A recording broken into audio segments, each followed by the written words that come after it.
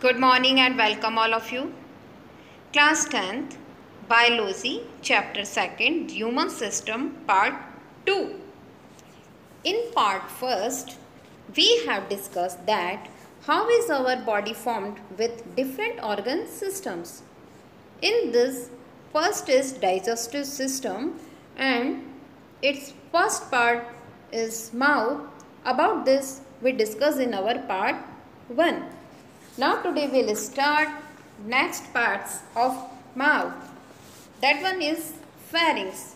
Pharynx क्या होता है? ये ग्रसनी होती है जो कि हमारे जो मुंह होता है, मुख, और जो पैलेट्स होते हैं उसके पिछले भाग में एक फ्लैस्क शेप्ड में यानी कुप्पी नुमा आकार की होती है. Pharynx is a common path of digestive and respiratory system. Through pharynx food move, यानी जो pharynx होता है उससे क्या होता है, हमारा जो फूड है वो एसोफेगस में मूव करता है उसकी हेल्प से. सबसे पहले जैसे हमने भोजन लिया या फूड लिया वो हमने खाया तो एसोफेगस में कहाँ से जाएगा? फेरिंग्स के थ्रू जाएगा. एंड एयर मूव ट्रेचिया, यानी कि जो एयर होती है, हमने भोजन किया, भोजन तो हमारा एसोफेगस में जाएगा और जो एयर होती है वो ट्रेचिया यानी विंड पाइप में जाती है. पार्ट्स ऑफ फेरिंग्स, यानी फेरिंग्स के कौन कौन से पार्ट्स होते हैं? First nasopharynx, oropharynx, laryngopharynx. यहाँ डायग्राम प्रेजेंट है. डायग्राम में आप देखिए नेसोफेरिंग्स. नेसोफेरिंग्स कहाँ पर है? यह हमारे मुंह में पीछे की तरफ जो कुप्पीनुमा आकार बना हुआ है, यहाँ पे आप देखेंगे कि नेसोफेरिंग्स फर्स्ट पर जो है अपना नेसोफेरिंग्स ये रहा. नेक्स्ट है ओरोफेरिंग्स. ओरोफेरिंग्स इसके जस्ट नीचे. एंड थर्ड है अपना यहाँ पे लैरिंगोफेरिंग्स. तो इस तरह से यह फेरिंग्स का स्ट्रक्चर है. नेक्स्ट हम देखेंगे यहाँ पे थर्ड पार्ट अपना एसोफेगस, यानी सबसे पहले हमने भोजन जो किया वो हमारे माउथ में आया, माउथ से सेकंड हमारा गया फेरिंग्स से, अब सीधा आएगा इसोफेगस. यहाँ पे जो अपना एक डायग्राम है, सबसे पहले हम फर्स्ट डायग्राम को अगर अपन देखते हैं तो यहाँ पे एक विंड पाइप है और एक एसोफेगस है यानी फूड पाइप. तो जब हम भोजन करते हैं तो हमारा जो भोजन है, फूड है, वो एसोफेगस में जाता है फेरिंग्स की हेल्प से, और जो एयर होती है वो विंड पाइप में आती है. कई बार क्या होता है कि कुछ कण वगैरह जो होते हैं वो विंड पाइप में चले जाते हैं तो हमें छींक आती है और फिर वो क्या होता है, वो से बाहर निकल जाता है. Oesophagus is a narrow muscular tube that is about 25 centimetre long. यानी जो एसोफेगस होता है उसकी लंबाई कितनी होती है? 25 centimetre. It start from the lower part of the pharynx, यानी जो फेरिंग्स है उसके लोअर पार्ट से स्टार्ट होता है, moves through the cervix thoracic region and the diaphragm and enter in the upper part of the abdomen. यानी जो अपना फेरिंग्स है उसके निचले भाग से प्रारंभ होकर कर्विक्स यानी जो हमारी ग्रीवा है वहाँ से होता हुआ ये डायफ्राम के, हमारा जो डायफ्राम होता है यानी मध्य पट से निकलकर फिर ये कहाँ जाता है? अपर पार्ट ऑफ द एब्डोमेन, वहाँ तक पहुँचता है. तो यह एसोफेगस का पूरा स्ट्रक्चर है. एसोफेगस में यहाँ पे हम देख रहे हैं सबसे पहले हमारा फूड मुंह में आया यानी माउथ, माउथ से फेरिंग्स, फेरिंग्स से एसोफेगस, और एसोफेगस यहाँ पे जो है हमारा विंड पाइप का जो ऊपरी हिस्सा है इसे हम कहते हैं ग्लोटिस. और जैसे ही यहाँ पे हम भोजन करते हैं तो यहाँ से ऊपर एप्लिगोटिस जो है यह क्या करता है? फूड को नीचे की तरफ प्रेशर करता है जिससे फूड हमारा नीचे की तरफ आता है. तो विंड पाइप का जो ऊपरी हिस्सा है वो तो है ग्लोटिस, और फूड पाइप का जो ऊपरी हिस्सा होता है उसे हम कहते हैं गुलेट. अब जो फूड मूव करता है वो किसके थ्रू करता है? पेरिस्टेप्सिस मूवमेंट कहलाता है. नेक्स्ट है हमारा स्टमक. स्टमक यानी हमारा जो होता है हम इसे कहते हैं पेट, है ना. अब देखिए यहाँ पे कौन से शेप में दिख रहा है? जो हमारा इंग्लिश का जे लेटर होता है, जे आकार का यह होता है. The portion of the alimentary canal past the oesophagus is stomach. It is muscular J-shaped structure which is located between the esophagus and the duodenum, left of the abdominal cavity and posterior of the diaphragm. हमारा जो stomach है वह कहाँ होता है, जो हमारी grass नली होती है उसके आगे की तरफ होता है। यह जे आकार का होता है और ये एकदम फ्लेक्सिबल होता है। फ्लेक्सिबल मतलब क्या होता है कि जब हम भोजन करते हैं तो इसका जो साइज़ है वो साइज़ चेंज होता है। जैसे हम भोजन करते हैं तो हम कहते हैं हमारा पेट भर गया, क्योंकि वो फूल जाता है। तो इसका जो साइज़ यानी है वो इंक्रीज़, कम होना, तो यह क्या होता है, फ्लेक्सिबल होता है। और यह नेक्स्ट जो है कहाँ पर होता है, हमारे ड्यूडेनियम है उसके बीच यानी मध्य से होते हुए एब्डोमिनल के राइट साइड में होता है। और यह जो होता है 1 से 3 लीटर तक आहार धारित कर सकता है। स्टमक जो है हमारा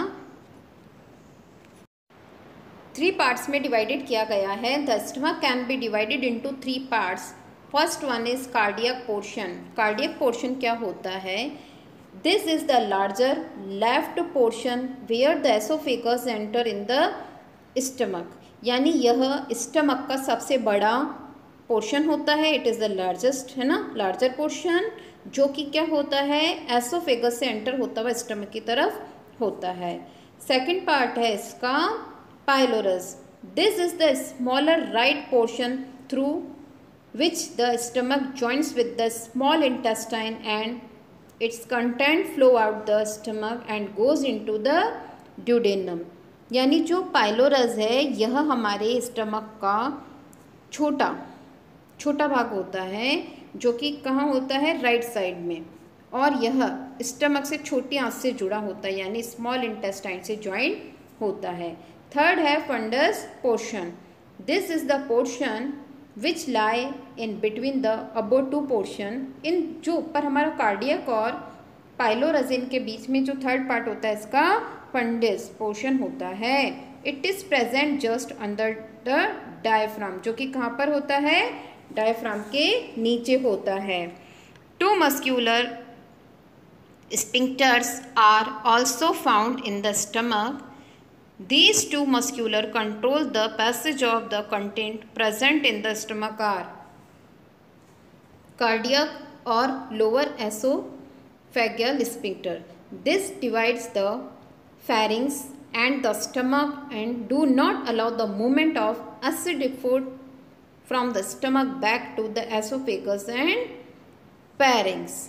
तो जो कार्डियक लोअर एसोफेगस स्पिंक्टर होता है वो क्या करता है, जो हमारी फेरिंग्स और स्टमक होता है इसको डिवाइड करता है, और जो एसिड फूड यानी कि जो अम्लीय भोजन होता है उसको हमारे ग्रास नली और ग्रसनी दोनों में जाने से रोकता है। कहाँ पे जाने से रोकता है इसको, एसोफेगस और फेरिंग्स में जो एसिड फूड होता है उसको रोकने का काम जो करते हैं वो स्पिंक्टर करते हैं। कौन सा स्पिंक्टर करता है, कार्डियक। सेकेंड है हमारा pyloric sphincter.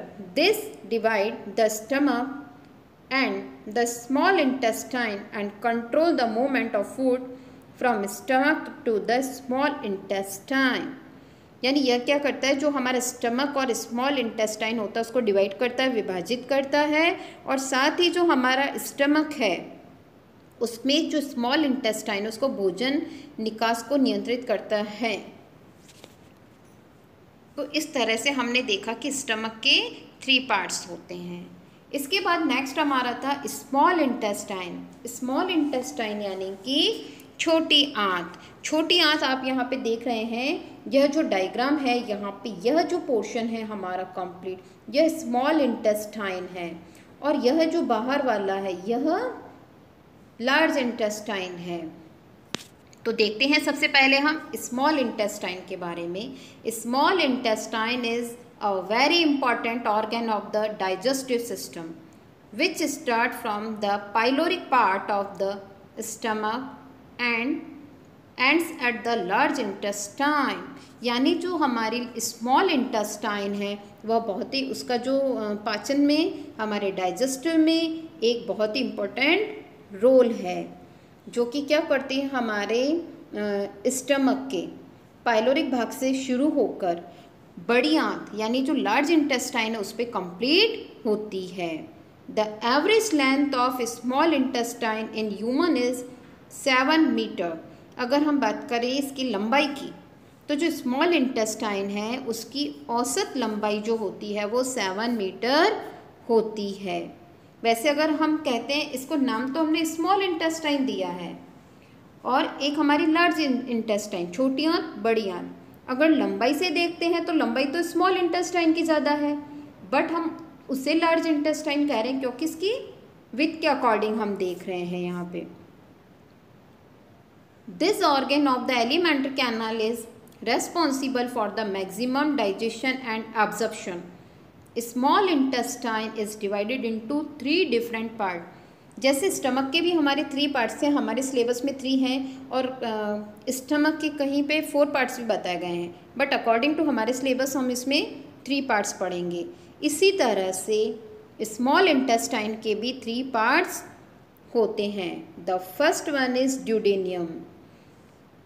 It is the first, यानी ये जो हमारा फर्स्ट है, and the smallest part of the small intestine. ये स्मॉल इंटेस्टाइन का सबसे छोटा और सबसे पहला भाग है। अटैच्ड टू द स्टमक, जो कि किससे अटैच्ड होता है, स्टमक से, which play the most important role in the biochemical digestion of the food by the enzyme. यानी यह सबसे छोटा और फर्स्ट तो पार्ट है ही, साथ में यह क्या करता है, जो बायोकेमिकल फूड है यानी जो रासायनिक पाचन है उसको एंजाइम्स की हेल्प से उसको डाइजेस्ट करने में भूमिका अपनी निभाता है। सेकंड है jejunum. It is the central part. तो वो पहले जो था ड्यूडेनम फर्स्ट पार्ट हुआ, जेजुनम सेंट्रल पार्ट हो जाएगा, और इसका स्मॉल इंटेस्टाइन का। Here dietary juices digested in the duodenum are absorb. The function of the absorption is mainly conducted by special type of cell called एंट्रोसाइट्स। यानी जो जूजेनम है यह हमारी छोटी आंत का मध्य पार्ट होता है, और यह अवशोषण का कार्य विशेष प्रकार से होता है। तो जो इसकी आंत्र कोशिकाएं होती है जिसको हम क्या कहते हैं, एंट्रोसाइट्स भी कहते हैं। थर्ड हमारा जो इसका पार्ट है इलियम। इलियम क्या है, यह इसका लास्ट पार्ट है, और जो जहाँ कहाँ पे ओपन होता है, लार्ज इंटेस्टाइन पे ओपन होता है। This is the terminal portion of the small intestine which open in the large intestine. This part absorb those nutrients. ये किसे, कौन से न्यूट्रिएंट्स को एब्जॉर्ब करता है, extensively bile, salt and vitamins which are not absorb in the jejunum. यानी उन वो पोषक तत्वों को यह एब्जॉर्ब करता है, अवशोषित करता है, जो हमारे जेजुनम में एब्जॉर्ब नहीं हो पाए, तो उन्हें फिर बाद में कौन, इलियम एब्जॉर्ब करता है। एक बार हम इन तीनों पार्ट को इस डायग्राम में देख लेते हैं। हमारा जो फर्स्ट डायग्राम था, इसमें स्मॉल इंटेस्टाइन का फर्स्ट पार्ट है हमारा ड्यूडेनियम। देखिए यहाँ पे ड्यूडेनियम कहाँ पर है हमारा, इसकी स्टार्टिंग होती है, ड्यूडेनियम का हमने बताया था, जो कि एसोफेगस से स्टार्ट होता है। तो ये है जो हमारा ऊपर का यहाँ पे है ड्यूडेनियम, सेकंड है जेजुनम, और थर्ड जो हमारा था इलियम, जो कि कहाँ पे स्टार्ट होता है, हमारी लार्ज इंटेस्टाइन पर यहाँ पे होता है। नेक्स्ट हम देखेंगे इसमें इस लार्ज इंटेस्टाइन, यानी यह जो डायग्राम प्रेजेंट है यह किसका है, बड़ी आंत। बड़ी आंत यानी लार्ज इंटेस्टाइन। अब जो इलियम था, इलियम का स्टार्टर पॉइंट था, इलियम जो होती है वो लार्ज इंटेस्टाइन से स्टार्ट होती है। The ileum is further connected to the large intestine. Some special bacteria are found here. This bacteria help in the digestion of residual undigested food received from the small intestine by simplifying it through permeation. The main function of the large intestine is to absorb water and mineral, salt, and to evacuate the undigested food through the anus.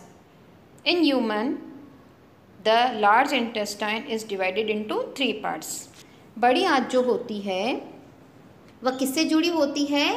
Ilium. Ilium यानी जो third part है small intestine का, उससे जुड़ी होती है। यहाँ पे कुछ बैक्टीरियाज होते हैं, वो बैक्टीरिया जो बचे हुए, जो मतलब कि हमारे जो स्मॉल इंटेस्टाइन है उसमें बचा हुआ जो अपाचित भोजन होता है उसको किण्वन क्रिया यानी फर्मिनेशन द्वारा बिल्कुल उसको सिंपल फॉर्म में चेंज करके डाइजेस्टिव करने में हमारी हेल्प करते हैं। और लार्ज इंटेस्टाइन का जो मेन वर्क है वो क्या होता है? जल यानी वाटर, और जो खनिज लवण है उसको एब्जॉर्ब करना, और जो अपाचित भोजन है उसको रिक्टम के थ्रू बाहर करना है। और जो हमारी लार्ज इंटेस्टाइन है उसके भी 3 पार्ट्स होते हैं। स्मॉल के भी 3 पार्ट्स थे, लार्ज के भी 3 पार्ट है। The first one is caecum. This part is associated with ileum. Here further absorption of the digestive food that waste is passed to the colon.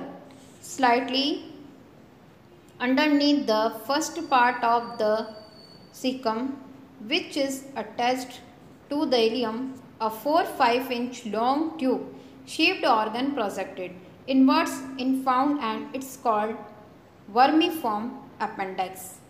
It is present near the junction of the small intestine and the large intestine. यानी जो caecum है वो क्या होता है? हमारे ilium से आने वाले जो पाचित आहार होता है उसके रस को अवशोषित करता है, और जो बचा हुआ वेस्टेज होता है उसको रिक्टम के थ्रू हमें रिक्टम में पहुंचा देता है। और उसमें थोड़ा नीचे भीतर की और 4-5 इंच लंबी एक नली के आकार का अंग भी निकला होता है जिसे हम क्या कहते हैं? Vermiform appendix. नेक्स्ट है इसमें कॉलन।